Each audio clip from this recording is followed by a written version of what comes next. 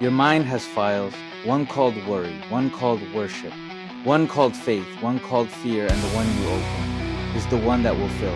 Think about that. Every morning you wake up and double click on something, a thought, a story, a memory, and whatever file you open becomes your focus. So if you open what could go wrong, you'll find yourself scanning the room for problems, checking everyone's bag like TSA and still feeling unsafe.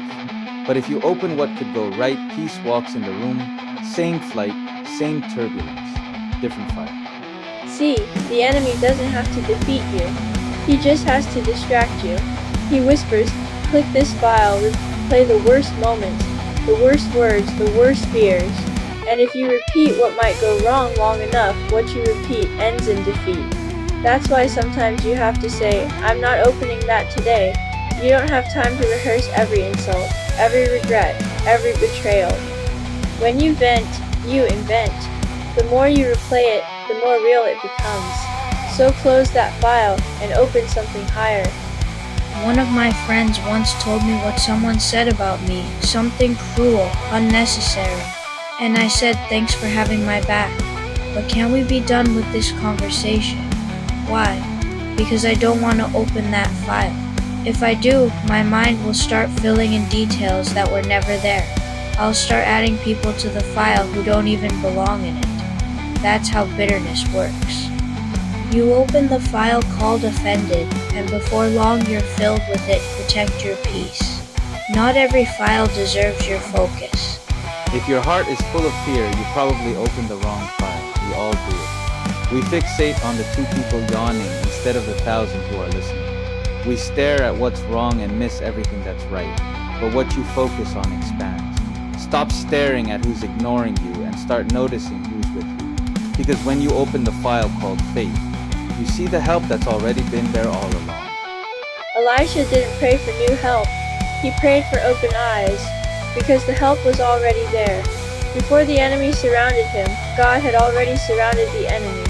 Before the attack even started, the angels were already in position. So maybe you don't need God to send something new. Maybe you just need Him to show you what He already gave you. You're not waiting on help. Help is waiting on you to see it. The reason it's hard isn't because you're weak. It's because you're a threat. The reason the battle's intense is because your purpose is enormous. If you weren't making progress, the enemy wouldn't bother surrounding you. You're being attacked because you're effective. So stop thinking the struggle means something's wrong with you. It means something powerful is in you. You don't have to shrink your problems, you just have to remember what's bigger. 1 John 4:4 says, Greater is he that is in you than he that is in the world.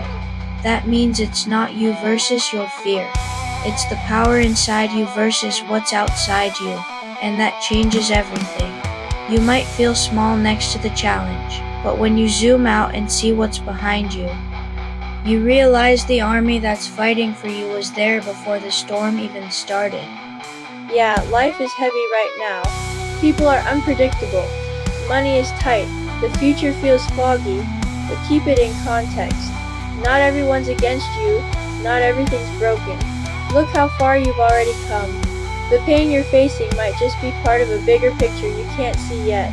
Paul said, I reckon that the sufferings of this present time aren't even worth comparing to the glory that will be revealed in us. So don't open the file called failure. Open the one called future. Today, make a decision. Don't open the file called what if, open the one called God's got this, because whatever you open will fill you.